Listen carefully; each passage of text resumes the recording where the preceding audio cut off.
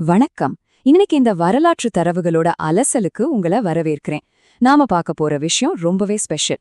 ஏன்னா வழங்கப்பட்டிருக்கிற இந்த ஆதாரங்கள் வழியா ஒரு சாதாரண தொழிலாளி எப்படி உலகத்தையே திரும்பி பார்க்க வச்ச ஒரு மாபெரும் புரட்சியாளரா மாறினாருங்கிறத பத்தி தான் நாம பேச போறோம். வியட்நாமின் இரும்பு மனிதர்னு இந்த தரவுகள் அவரை வர்ணிக்குது. வாங்க, ஹோசிமின் அவங்களோட அந்த அசாதாரணமான வாழ்க்கை பயணத்துக்குள்ள போகலாம். சரி, நாம நேரடியா விஷயத்துக்கே வருவோம். இந்த தரவுகள் சுட்டிக்காட்டுற ஒரு மிகப்பெரிய முரண்பாடு நிஜமாவே ஆச்சரியமா இருக்கு. உட்டிய கண்ணம், மெலிந்த தேகம்னு ஒரு சாதாரண வேட்டிய கட்டிவிட்டா நம்ம ஊர்ல ஆடு மாடு மேய்க்கிற ஒரு தாத்தா மாதிரி தான் ஒரு தோற்றத்துல இருப்பாருன்னு இந்த ஆதாரங்கள் ரொம்ப எளிமையா சொல்லுது. ஆனா உலக வரலாற்றிலேயே மிகப்பெரிய இராணுவ பலம் கொண்ட ஏகாதிபத்திய நாடுகளையே எதிர்த்து நின்னு ஜெயிச்ச மாபெரும் தலைவர் அவர். இந்த எளிய தோற்றத்துக்கு பின்னாடி இவ்ளோ பெரிய சக்தியான கண்டிப்பா நம்மள வியக்க வைக்குது.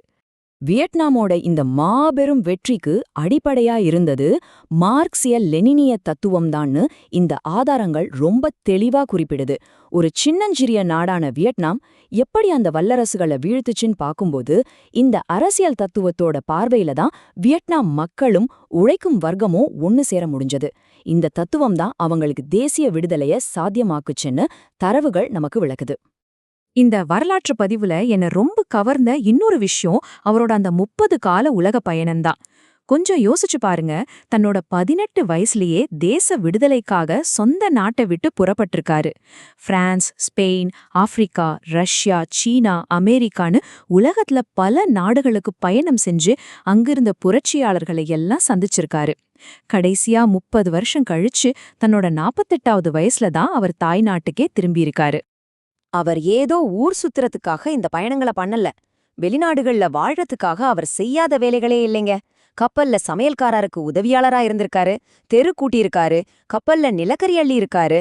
அது மட்டும் இல்லாம போர்டு எழுதுறது, பேப்பர் விசிறி செய்யறது, ஏன் நியூஸ் பேப்பர், சிகரெட் விற்கிறதுன்னு எல்லா விதமான கடினமான உடல் உழைப்பு வேலைகளையும் செஞ்சிருக்காரு. இந்த அனுபவங்கள் தான் உலகெங்கும் இருக்கிற உழைக்கும் வர்க்கத்தோட அவருக்கு இருந்த நெருக்கத்தை இன்னும் அதிகமாக்கியிருக்குன்னு ஆதாரங்கள் சொல்லுது. அந்த காலகட்டத்துல அதிகார வர்க்கத்தோட கண்ணில மண்ண தூவுறதுக்காக அவர் மாத்திக்கிட்ட பேர்கள் கொஞ்சம் நஞ்சமல்ல. குயன் டார்தாங் அப்படிங்கிற தன்னோட சொந்த பேரை மாத்திட்டு வான்பா, குயன் ஐகாக், ட்ரான்வாங், லீ சுய், லினௌன்னு பல புனைப்பெயர்கள்ல அவர் தலைமறைவா வாழ்ந்திருக்காரு. கடைசியா சீனாவுல இருந்தப்போ தனக்குத்தானே வச்சுக்கிட்ட அந்த ஹோசிமின் அப்படிங்கிற பேர் தான் இன்னைக்கு உலக வரலாற்றிலே நிரந்தரமா நிலைச்சு நிக்குது. இந்த இடத்துல நம்ம கவனிக்க வேண்டிய மிக முக்கியமான விஷயம் அவரோட அசைக்க முடியாத அர்ப்பணிப்பு தான். இரவு பகல் பார்க்காம தன்னோட நாட்டோட விடுதலை பத்தி மட்டுமே அவர் சிந்திச்சிருக்காரு. அதுக்காக தன்னோட சொந்த வாழ்க்கையை தியாகம் செஞ்சு கடைசி வரைக்கும் கல்யாணமே பண்ணிக்காம ரொம்ப எளிமையான ஒரு வாழ்க்கையை வாழ்ந்திருக்காரு. அவரோட இந்த ஒற்றை இலக்கு தான் வியட்நாம் புரட்சியோட மாபெரும் பலனுன்னு ஆதாரங்கள் பதிவு செய்யுது. சரி, 30 வருஷம் கழிச்சு தாய்நாடு திரும்பின அவர் எப்படி தன்னோட மக்களுக்கான புரட்சியை முன்னெடுத்தாருன்னு பாப்போம். மக்களை ஒன்னு திரட்டி ஒரு நாடு இல்லைங்க, அடுத்தடுத்து 3 பெரிய ஏகாதிபத்திய நாடுகளுக்கு எதிராக அவர் போராடினாரு. முதல்ல 1945 ஜப்பானியர்களை எதிர்த்தாரு, அப்புறம் பிரெஞ்சுக்காரங்களை எதிர்த்தாரு, கடைசியா மிகப்பெரிய பலம் பொருந்திய அமெரிக்கர்களை எதிர்த்து நின்னு 1975 வியட்நாமுக்கு ஒரு முழுமையான வெற்றியை வாங்கி கொடுத்தாரு. இப்போ நாம பார்க்க போற இந்த புள்ளி விவரம் கண்டிப்பா உங்கள அதிர வைக்கும். 2ஆம் உலகப் போர்ல மொத்தம் 20 லட்சம் டன் குண்டுகள் வீசப்பட்டுச்சு. கொரிய போர்ல 10 லட்சம் டன். ஆனா வியட்நாம் மேல மட்டும் 1,30,00,000 டன் குண்டுகள் வீசப்பட்டிருக்கு. முந்தைய 2 பெரிய போர்களையும் சேர்த்தா கூட அதைவிட பல மடங்கு அதிகமான குண்டுகளை அந்த சின்ன சிறிய நாடான வியட்நாம் தாங்கியிருக்குன்னு இந்த தரவுகள் காட்டும்போது அந்த அழிவோட அளவு நமக்கு புரியுது. அந்த கொடுமையின் உச்சத்தை இந்த ஒரே ஒரு நம்பர் நமக்கு தெளிவா சொல்லிடும். 10,000. ஒரு சாதாரண வியட்நாம் குடிமகனை கொல்றதுக்காக அமெரிக்கா 10,000 குண்டுகளையும் $10,000 செலவு பண்ணிருக்குன்னு இந்த ஆதாரங்கள் சொல்லுது. வியட்நாம் மக்கள் மேல கட்டுவீழ்த்து விடப்பட்ட தாக்குதல் எவ்வளவு கொடூரமானதுன்னு இது அப்பட்டமா காட்டுதுல. போர் பட்ஜெட் எப்படி கற்பனைக்கு எட்டாத அளவுக்கு எகிரி இருக்குன்னு இந்த சார்ட்ல பாருங்க.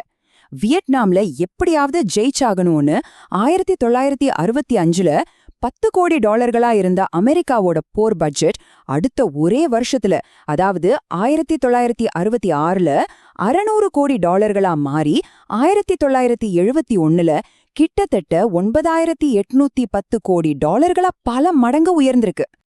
இது வெறும் மனுஷங்களுக்கு எதிரான போர் மட்டும் இல்லங்க, இயற்கைக்கு எதிரான போரும் கூட. 1969 வருஷத்தோட இறுதிக்குள்ள வியட்நாம் நிலங்கள்ல 1,50,00,000 கேலன் விஷக்கிருமி நாசினியை தூவி சுமார் 55 லட்சம் ஏக்கர் விவசாய நிலங்களை அமெரிக்க படைகள் முழுசா நாசமாக்கியிருக்கு. ஒரு நாட்டோட வளத்தை எப்படி திட்டமிட்டு அழிச்சிருக்காங்கன்னு பாருங்க. வாரோட தினசரி செலவை கணக்கு போட்டு பார்த்தா அதுவும் மலைக்க வைக்குது. 1966 இருந்து 1971 வரைக்கும் வியட்நாம தாக்குறதுக்காக மட்டுமே அமெரிக்கா ஒவ்வொரு நாளும் 5,45,00,000 செலவு செஞ்சிருக்கான். ஒரு சின்ன நாட்டை அழிக்க ஒவ்வொரு நாளும் இவ்ளோ பெரிய தொகையான்னு யோசிக்கும்போது உண்மையிலேயே ரொம்ப ஷாக்கிங்கா இருக்கு. இதையே புவியியல் ரீதியா இன்னும் சுருக்கி பார்த்தோம்னா, வியட்நாமுடைய ஒரே ஒரு சதுர கிலோமீட்டர் நிலத்தை பாழ்படுத்துறதுக்காக மட்டுமே $1,56,000 செலவிடப்பட்டிருக்கு. அந்த மண்ணோட ஒவ்வொரு அங்குலமும் எவ்வளவு கடுமையான தாக்கத்தை சந்திச்சிருக்குன்னு இது ரொம்ப தெளிவா விளக்குது. இந்த தாக்குதலோட தீவிரம் கடைசி வரைக்கும் குறையவே இல்ல. சொல்லப்போனா 1975 பிப்ரவரி மாசத்துல ஒரே ஒரு நாள்ல மட்டும் 184 முறை அமெரிக்க போர் விமானங்கள் வியட்நாம் மேல தொடர்ச்சியா வான்வழி தாக்குதல்களை நடத்தியிருக்கு. இப்படிப்பட்ட ஒரு இடைவிடாத நெருக்கடிக்கு நடுவுல தான் வியட்நாமியர்கள் தங்களுடைய போராட்டத்தை தொடர்ந்து முன்னெடுத்தாங்க. எவ்வளவு பெரிய ராணுவ பலம், கொட்டி கொடுக்கப்பட்ட கோடிக்கணக்கான டாலர்கள், அதிநவீன ஆயுதங்கள் இதையெல்லாம் இருந்தும் அவங்களால அங்க காலூன்ற முடியல. இதுக்கு பதிலடியா வியட்நாம் மக்களோட அபாரமான மனவலிமை, அவங்களோட தேசபக்தி, முக்கியமா தோழர் ஹோசிமன் அவர்களின் எளிமை அப்படிங்கிற ஆயுதம், இத வச்சுதான் அவங்க பதிலடி கொடுத்து வரலாற்றுச் சிறப்புமிக்க வெற்றிய பெற்றாங்கன்னு இந்த ஆதாரங்கள் ரொம்ப ஆணித்தரமா சொல்லுது. ஆனா இதுல ஒரு வருத்தமான விஷயம் என்னன்னா, எந்த ஒரு சுதந்திரத்துக்காக அவர் தன்னோட வாழ்நாள் முழுவதையும் தியாகம் செஞ்சாரோ அந்த 1975 ஆண்டின் முழுமையான விடுதலைய பார்க்காமலேயே தோழர் ஹோஸ்மின் அவர்கள் 1969 செப்டம்பர் 3ஆம் தேதி தன்னோட 79வது வயசுல காலமானார். அவர் மறைந்து 50 வருஷத்துக்கு மேல ஆச்சு. ஆனா இன்னைக்கு வரைக்கும் அவரோட புகழ் வியட்நாம் மக்களோட இதயங்கள்ல ரொம்ப நெருக்கமா வாழ்ந்துட்டு இருக்கு. இன்னைக்கும் அங்க இருக்கிற சின்ன குழந்தைங்க அவரோட படத்துக்கு முத்தமிட்டு அவரை ரொம்ப அன்போட ஹோ மாமா, அதாவது மாமா ஹோன்னு கூப்பிடுறாங்க. ஒரு தலைவர் தன்னோட மக்கள் மேல எவ்ளோ பெரிய தாக்கத்தை ஏற்படுத்தியிருக்காருன்னு பாருங்க. சோ ஃபைனலா இந்த அலசலோட முடிவுல ஒரு முக்கியமான கேள்வி நமக்குள்ள எழும்புது. உலகமெல்லாம் சுத்தி கடினமா உழைச்ச ஒரு சாதாரண தொழிலாளியோட இந்த வாழ்க்கை இன்னைக்கு தேச விடுதலை பத்தின நம்மளோட நவீன பார்வைகளை எப்படி தொடர்ந்து மாற்றி அமைச்சிட்டு இருக்கு. ஒரு சாதாரண மனிதனோட அளப்பரிய அர்ப்பணிப்பு ஒரு நாட்டோட தலையெழுத்தையே மாத்தும் அப்படிங்கிறதுக்கு இதை விட சிறந்த உதாரணம் இருக்க முடியுமா? இதை பத்தி கொஞ்ச நேரம் யோசிச்சு பாருங்க. இந்த வரலாற்று தேடல்ல இணைந்திருந்ததற்கு ரொம்ப நன்றி. தொடர்ந்து விழிப்புடன் இருங்க.